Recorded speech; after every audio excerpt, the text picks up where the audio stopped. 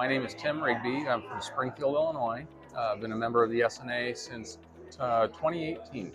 What are some of the biggest legal challenges that people with disabilities are going to face when they're planning for the future?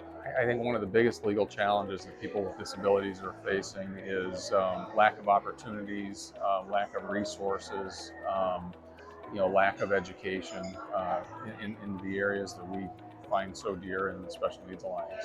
So, when you're giving advice to families that are navigating these legal complexities, what are some advice tips that you have for them? One of the biggest tips that I would have for families is to seek help from professionals or peers. Speak with organizations that that are have kind of affect their child's particular disability, but also seek professional help. So, when you're doing your legal work, how do the things that you do directly impact the family?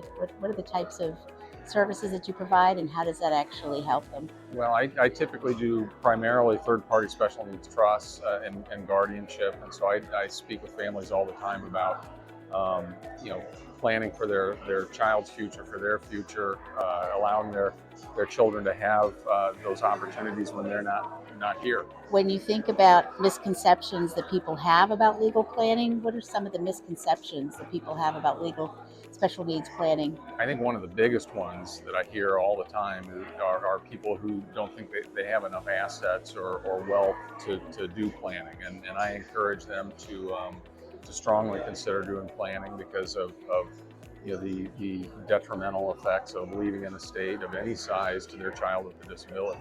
As a member of the SNA, how has that membership helped you make a greater impact on your community? Yeah, I think the SNA, just the educational resources that are available, the information that I'm able to learn and gather from the SNA and then take to the families that I work with, the camaraderie and also the support. I don't feel alone in what I'm doing. I'm in a small firm and I'm the only one who does what I do within the firm.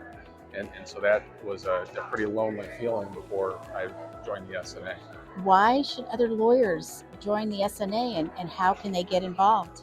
Join the SNA for the opportunities that are there, the opportunities that we can provide to each other, and the education that we can help provide to each other and to the families we support.